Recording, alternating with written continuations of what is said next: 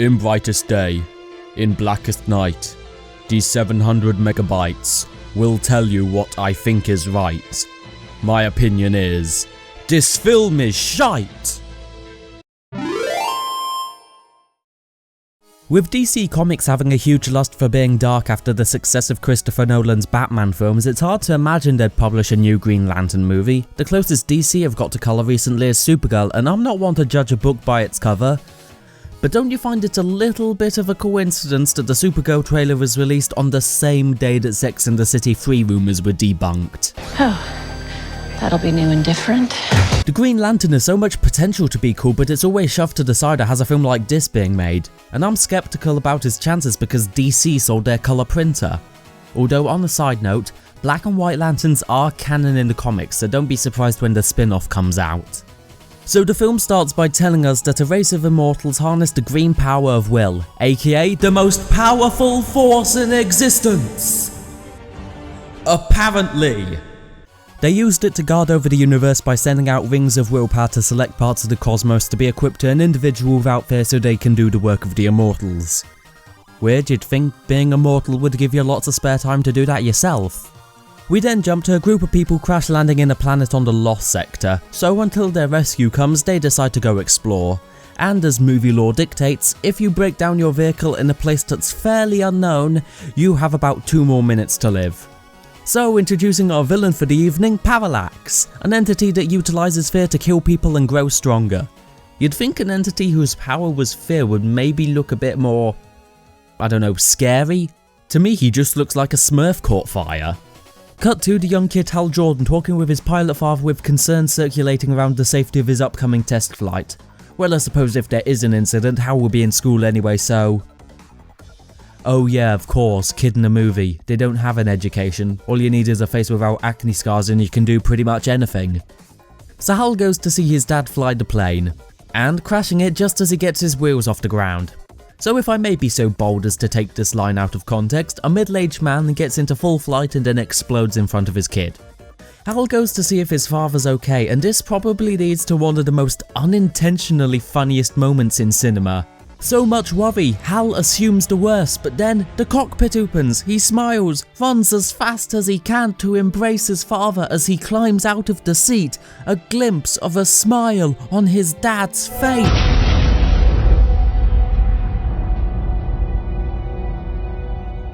Well, this is awkward. Anyway, cut to the modern day with 2 Green Lanterns, Abinser and Sinestro talking over hologram. Worrying about the return of Parallax, they try to talk to the immortal Guardians. Wait, what was that? You demanded an orgasm?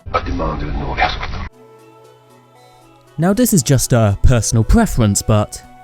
if I were to demand an orgasm from anyone, a billion-year-old alien that looks so much like a ball sack who would make Yoda blush wouldn't be my first choice. I mean, I know they say go for the more mature partner, but I think there's a limit. So Parallax appears injuring Abinser, so he goes to find a replacement Green Lantern before he dies. Enter the adult Hal Jordan. Remember the kid version? Wasn't he sweet and probably emotionally scarred after what happened to his father? Well, now he's a huge asshole. In fact, the next 12 minutes are devoted to showing you he's an asshole. They actually want me to hate my main character. They even managed to summarise the events as if it was a written argument. Oh, and Hal's interest in flying didn't die down after his father did. In fact, Hal's straight up risking his life flying and in simulation tests just like his father. At least his dad perished in an accident. Just because he went up in a ball of fire doesn't necessarily mean he's a badass. This film could have been so much better if Hal had a fear of flying. You could sympathise with him, there could be so much character development about him overcoming his phobia in order to become a good Green Lantern, but no, he's just a suicidal prick. Actually, there are 2 versions of this film, an extended edition with the child Hal scenes and a couple extra shots, and the normal version where they cut out all those scenes and used them in brief flashbacks. But the scenes they cut out are the ones where Hal is actually being kind to people. I am fully convinced they want me to hate the main character. The extended version is still only 2 hours long, so they could have easily got away with it, but no. The scene where Hal is a dick to his one-night stand needed to stay in. Yeah, you and me both, lady. So the ring's energy transports Hal over to the injured alien so he can receive the Green Lantern. All Hal has to do is place the ring on the lantern and his initiation will be complete. All he has to do is place the ring on the lantern. Touch the lantern, Hal. You're not presenting it a bouquet, touch the lantern with your ring. Oh come on, just... thank you. I've seen the creators of Supergirl grasp a concept easier than you. Meanwhile, Hal's old friend Hector, who again you didn't know was his friend without the extended edition, is made to research the dead Ab Sur but gets infected through Parallax's wound. Hector's the only good part of this movie, which is why I won't talk about him.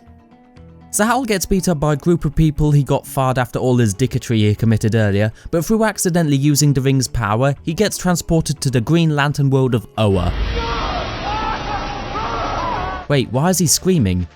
I thought Green Lanterns are supposed to be fearless.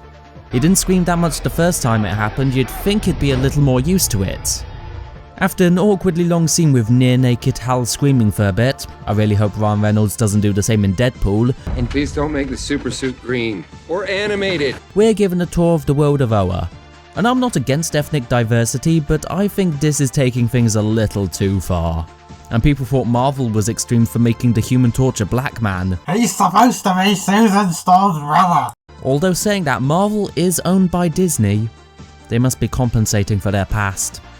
Hal gets taught in the ways of mastering the ring and discovers that anything he imagines can become a reality. He then fights another lantern called Kilowog to see how useful he can be to the core. Kinda confusing why he's throwing physical discs at him. I mean, we literally just learned that Green Lanterns can make anything appear out of nothing. And this is an adaptation of comic books, a genre where you can literally throw anything at us and people will accept it. Meanwhile, the squadron of Green Lanterns led by Sinestro goes to kill Parallax before he gets too strong by using... a net? Really, a net? I mean, I know I said you could throw any old crap, but a net? You're the Green Lantern Corps, you can imagine anything to kill this guy, and your choreographed plan is a net? Not moments ago you were showing us how you could create Tommy guns, floating swords, and the gravitational pull of a sun, and you've made a net that isn't even as big as his entire body. So after the lanterns fail, only God knows how that happened, we get some backstory into Parallax. There was a debate about whether the Guardian should use another energy source instead of Will, which is a rather odd debate seeing how you've already established Will to be the strongest power in the universe. Anyway, the Immortals all stay with willpower except for one Elder who believes he can harness fear. He could not. Like, at all. Ab Sur was made to seal Parallax in the Lost Sector, but he escaped and seeks revenge on the other Guardians. With this knowledge, Sinestro decides the only thing to stop Parallax is to wield fear for himself and fight with it. Excuse me. We must prepare to harness the power of our enemy and fight fear with fear. Were you not listening to a single thing you were just told? They said how an immortal and supposedly wise being couldn't harness fear without wanting to destroy the world, so why do you think you can? And why are the Guardians giving him the go-ahead on this? They know firsthand how no one can harness fear. If you go around mixing too many colours, the end result is gonna look like shit.